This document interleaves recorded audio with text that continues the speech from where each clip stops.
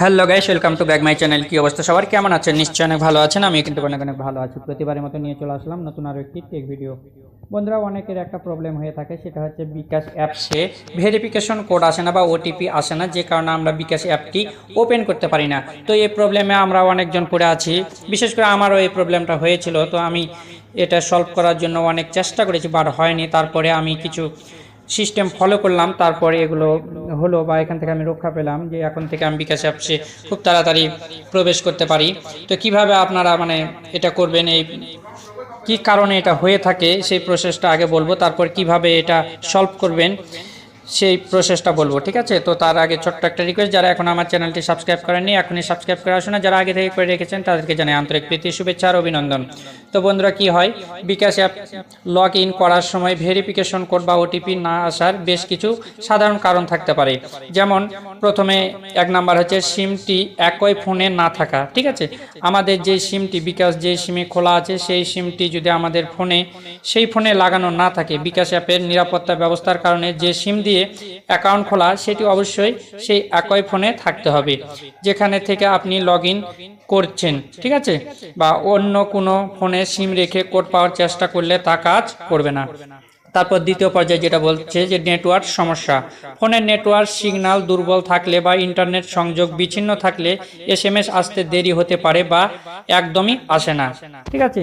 তো এটা ছিল দ্বিতীয় সমস্যা। তৃতীয় সমস্যা হচ্ছে সিমের ব্যালেন্স বা মেয়াদ, সিমের ইনকামিং মেসেজ সার্ভিস সচল আছে কিনা বা সিমের মেয়াদ শেষ হয়ে গেছে কিনা তা যাচাই করতে হবে।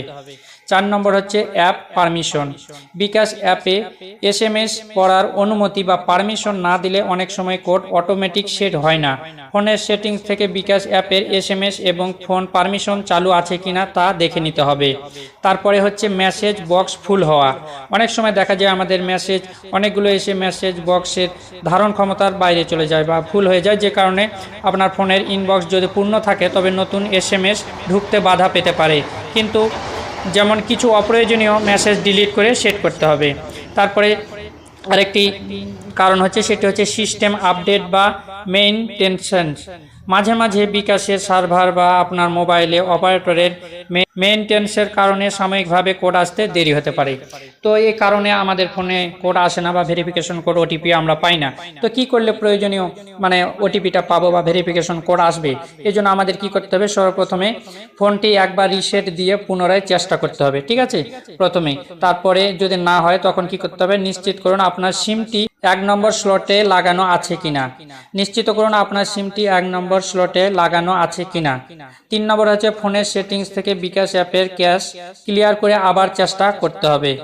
তারপরে যদি সমস্যার সমাধান না হয় তাহলে আমাদের 16247 নম্বরে বিকাশ হেল্প লাইনে যোগাযোগ করতে হতে পারে বা সেখানে হতে হবে, ঠিক আছে? বিকাশের হেল্প লাইনে যোগাযোগ করতে হবে। তো বন্ধুরা, এভাবে খুব সহজে আপনারা বিকাশের ভেরিফিকেশন কোডটি খুব তাড়াতাড়ি পেয়ে যাবেন এবং এই প্রবলেম থেকে সলভ হয়ে যাবেন। তো নিশ্চয়ই বুঝতে পেরেছেন।